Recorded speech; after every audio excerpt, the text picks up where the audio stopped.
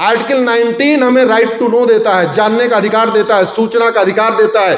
भारत के सभी जो कस्टमर हैं, जो कंज्यूमर हैं, जो हिंदी में क्या बोले, उपभोक्ता, सभी उपभोक्ताओं को यह जानने का अधिकार है कि वो जो सामान है वो किस कंपनी ने बनाया है और ये सामान जो बेच रहा है ये कौन है,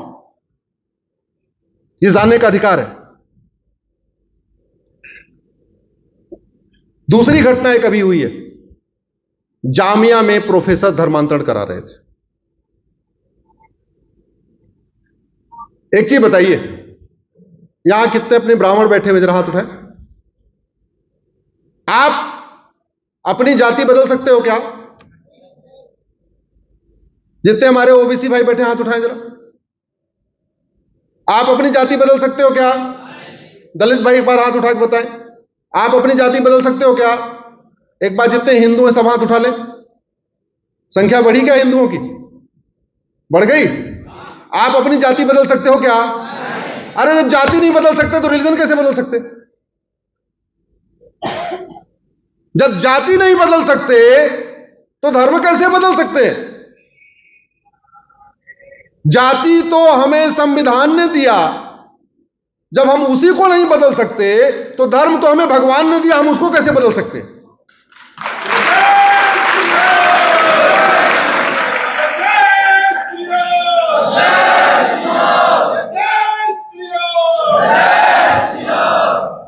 इसलिए मैं बार बार कहता हूं, आर्टिकल 25 में धर्म और रिलीजन को डिफाइन करने की जरूरत है। हमारे साथ जो सबसे बड़ी गड़बड़ी चल रही है कि एक तो संविधान में बहुत सारे ऐसे प्रावधान हैं सर, हमने उसको डिफाइन ही नहीं किया आज तक। पहली बात तो धर्म और रिलीजन में फंस गए, हमने दोनों को एक मान लिया, दोनों जमीन आसमान का अंतर है। मैंने पहले कहा धर्म जोड़ता है, रिलीजन तोड़ता है। दूसरा, दुनिया में 1100 रिलीजन है।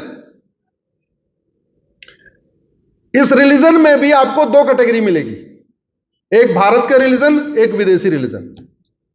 भारत वाले रिलीजन जोड़ते हैं। भारत में जो रिलीजन शुरू हुए, चाहे सिखिज्म शुरू हुआ, चाहे जैनिज्म शुरू हुआ या बुद्धिज्म शुरू हुआ, वो वसुदेव कुटुंबकम को मानता है, वो नारी तू नारायणी को मानता है, वो सर्वमंगल मांगल्य को मानता है, सबका साथ सबका विकास को मानता है, सबका कल्याण हो इसको मानता है। विदेशी रिलीजन में ऐसा नहीं मानते। तो इसलिए भारत में जो रिलीजन है इसको आप तो धर्म कह सकते हो, यानी जैन भी एक धर्म है, बौद्ध भी एक धर्म है, सिख भी एक धर्म है। उसको आप अंग्रेजी में चलो रिलीजन कहते हो, पंथ कहते हो, लेकिन हिंदू जैन बौद्ध सिख की सोच एक जैसी है, संस्कार एक जैसा है, विचार एक जैसा है, परंपरा एक जैसी है। वो इंक्लूड करता है, एक्सक्लूड नहीं करता। हिंदू जैन बौद्ध सिख में टू वे है, आ भी सकते हो जा भी सकते हो, जाने वालों का सर नहीं कलम होता। एक और अंतर है, शैव हो तो भी हिंदू, वैष्णव हो तो भी हिंदू, शाक्त हो तो भी हिंदू, आस्तिक हो तो भी हिंदू, नास्तिक हो तो भी हिंदू, नवरात्र व्रत रखो तो भी हिंदू, नहीं रखो तो भी हिंदू, डेली पूजा करो तो भी हिंदू, नहीं करो तो भी हिंदू। दूसरी तरफ ऐसा नहीं है। रिलीजन में एक फिक्स क्राइटेरिया होती है।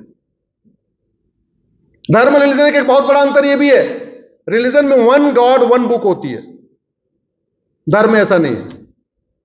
धर्म में 4 तो वेद हो गए, 18 पुराण हो गए, भगवत गीता हो गई, रामचरितमानस हो गया, वाल्मीकि रामायण हो गया, भगवान श्री राम भी हो गए, भगवान कृष्ण भी हो गए, भगवान परशुराम भी हो गए, शंकर जी भी हो गए, देवी भी हो गई, देवता भी हो गए, भगवान बुद्ध भी हो गए, भगवान महावीर भी हो गए, गुरु ग्रंथ साहिब भी हो गया, सब हो गया। यह डिफरेंस है। तो एक बड़ा सवाल यह होता है कि क्या भारत के लोगों को फॉरेन रिलीजन में कन्वर्ट किया जा सकता है, ऐसे रिलीजन में कन्वर्ट किया जा सकता है जो संविधान के बेसिक स्ट्रक्चर के खिलाफ है, संविधान के बेसिक टेनेट के खिलाफ।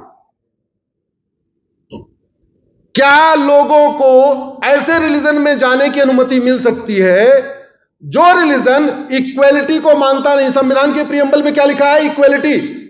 क्या दुनिया के सारे रिलीजन इक्वेलिटी को मानते हैं क्या? मैंने कहा ना, फॉरेन रिलीजन नहीं मानते। संविधान में लिखा हुआ है इक्वल अपॉर्चुनिटी, सबको एक समान अवसर मिलना चाहिए। क्या सारे रिलीजन मानते हैं क्या? नहीं। संविधान में लिखा है फ्रेटर्निटी, भाई भाईचारा, समता, समरसता। क्या सब मानते हैं क्या?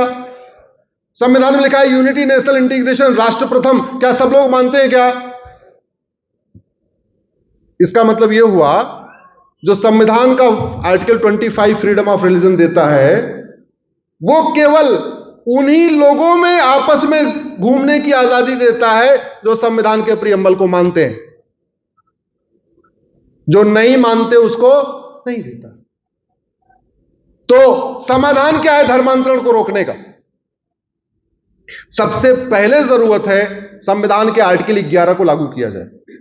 संविधान का आर्टिकल 11 कहता है, जिसपे आज तक कभी संसद, विधानसभा, लोकसभा, राज्यसभा में कहीं चर्चा ही नहीं हुई, सुप्रीम कोर्ट, हाई कोर्ट में चर्चा ही नहीं हुई, कि भारत में एक नागरिकता कानून बनना चाहिए, भारतीय नागरिकता संहिता। आप लोग यूनिफॉर्म सिविल कोड के बारे में खूब सुन चुके होंगे। मैं यूनिफॉर्म सिविल कोड की बात नहीं कर रहा हूं, वो तो आर्टिकल 44 है। मैं यूनिफॉर्म सिटीजनशिप कोड की बात कर रहा हूं, जो आर्टिकल 11 है।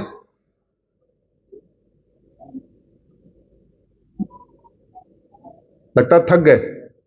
भारत माता की। मैं कहूंगा ऐसी कोई बीमारी नहीं, आप बोलिए जिसकी कोई दवाई नहीं। मैं कहूंगा ऐसी कोई समस्या नहीं, आप बोलिए जिसका समाधान नहीं। ऐसी कोई बीमारी नहीं, ऐसी कोई समस्या नहीं। डॉक्टर साहब शरीर के डॉक्टर हैं, मुझे भी छोटा मोटा डॉक्टर मान लीजिए, मैं सामाजिक समस्याओं का डॉक्टर हूं। तो आर्टिकल 11 यह कहता है कि एक भारत में यूनिफॉर्म सिटीजनशिप कोड होना चाहिए। आप लोग गूगल करके पढ़ लीजिएगा, और उसमें यह भी लिखा हुआ है कि नागरिकता देना और नागरिकता लेना उसकी कंडीशन होनी चाहिए।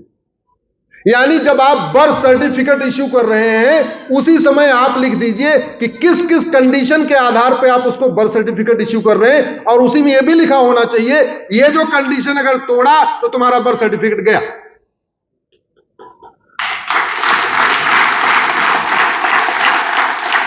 जब आप वोटर कार्ड बना रहे हैं, उसी समय एक अंडरटेकिंग ले लीजिए, मैं इक्वलिटी को मानूंगा, जस्टिस को मानूंगा, लिबर्टी को मानूंगा, फ्रेटर्निटी मानूंगा, यूनिटी मानूंगा, नेशनल इंटीग्रेशन मानूंगा, भारत को मानूंगा, भारत की संस्कृति को मानूंगा, भारत त्योहार मानूंगा, भारत की परंपरा को मानूंगा, भारत का विचार मानूंगा, सर्वमंगल मांगल्य मानूंगा, सर्वधर्म संभाव मानूंगा, वसुधैव कुटुंबकम को मानूंगा, और जो ना माने उसकी वोटर आईडी वापस। वो हुआ क्या? अगर डॉक्टर वेतन ले और ठीक से दवाई ना दे, इसको क्या कहेंगे? अपनी ड्यूटी के साथ क्या बोलेंगे? जोर से बोलिए। मैं अपना शब्द आपके मुंह में डालना नहीं चाहता हूं, आप बताइए। अगर डॉक्टर पूरी तनख्वाह ले लेकिन ठीक से दवाई ना दे तो क्या बोलेंगे उसको? कहते हैं हराम का खा रहा है। टीचर पूरा वेतन ले, ठीक से ना पढ़ाए तो क्या कहेंगे? ड्राइवर पूरा वेतन ले, ठीक से गाड़ी न चलाए तो क्या कहेंगे? तो जिन लोगों ने संविधान की शपथ लिया है, अगर वो संविधान की ठीक से व्याख्या नहीं कर रहे हैं, जिनको कानून बनाना है वो संविधान के अनुसार कानून नहीं बना रहे हैं, तो क्या वो क्या कर रहे हैं? आप लोग तय कर लो, मैं नहीं बोलूंगा। तो आर्टिकल 25 मैंने एक पीआईएल फाइल किया सर सुप्रीम कोर्ट में। सबसे पहले उसमें मांग किया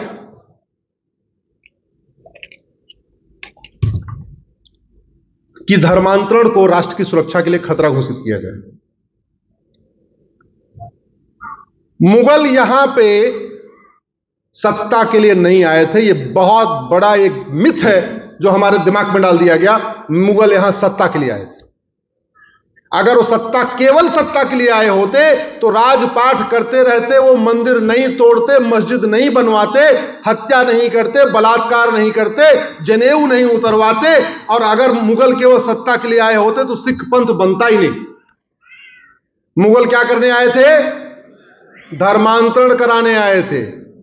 मुगल क्या करने आए थे? इस्लाम को फैलाने आए थे, हिंदुओं को कन्वर्ट करने आए थे। दूसरा, एक हमें गलत सूचना दे दी गई, अंग्रेज यहां सत्ता के लिए आए थे, ईस्ट इंडिया कंपनी व्यापार करने आई थी। ईस्ट इंडिया कंपनी और अंग्रेज व्यापार करने नहीं आए थे, न केवल सत्ता के लिए आए थे, वो केवल और केवल क्रिश्चियनिटी को फैलाने आए थे। मुगलों ने धर्मांतरण कराया, अंग्रेजों ने धर्मांतरण कराया, आज भी धर्मांतरण हो रहा है, तो किस बात की आजादी? ये धर्मांतरण लाइलाज समस्या है क्या? मैं गारंटी के साथ कहता हूं आपकी इस पवित्र भूमि से केवल एक कानून बना दिया जाए, कल के बाद धर्मांतरण कराने की कोई जरूरत नहीं करेगा। लेकिन वो सेंट्रल लेवल पे बनाना पड़ेगा, संसद में बनाना पड़ेगा। धर्मांतरण आप बताइए राष्ट्र की सुरक्षा के लिए खतरा है कि नहीं? और राष्ट्र की सुरक्षा के लिए जो खतरा होता है उससे निपटने के लिए हमारे पास एक कानून है, उसको कहते हैं एनएसए, नेशनल सिक्योरिटी एक्ट। लेकिन पुलिस इसलिए नहीं लगाती क्योंकि हमने राष्ट्र की सुरक्षा के लिए जो खतरा है उसमें उसको डिफाइन ही नहीं किया, खतरा है क्या? धर्मांतरण खतरा है, लेकिन नेशनल सिक्योरिटी एक्ट में धर्मांतरण को हमने शामिल ही नहीं किया कि यह भी हमारे लिए बहुत बड़ा खतरा है, तो पुलिस लगाती नहीं। धर्मांतरण देश की एकता अखंडता के लिए खतरा है, क्योंकि भारत में कन्वर्टेड वाले ज्यादा खतरनाक है हमारे लिए, असली वाले नहीं खतरनाक है। हम किससे परेशान हैं? कन्वर्टेड से। हम परेशान कन्वर्टेड हिंदुओं से हैं। आप पूरे भारत में उठा के, चाहे नॉर्थ ईस्ट उठा लीजिए, चाहे अपना जबलपुर उठा लीजिए, हम परेशान किससे हैं? कन्वर्टेड हिंदुओं से। हमारे लिए खतरा कौन है? कन्वर्टेड हिंदू। हमारी एकता अखंडता के लिए खतरा कौन है? कन्वर्टेड हिंदू। और देश की एकता अखंडता के लिए जो खतरा होता है उससे निपटने के लिए हमारे पास एक कानून है, यूएपीए। लेकिन एकता अखंडता के लिए क्या खतरा उसको हमने डिफाइन ही नहीं किया। यूएपीए में हमने कन्वर्जन को डाला ही नहीं, तो इसलिए पुलिस नहीं लगाती। पुलिस क्या करे?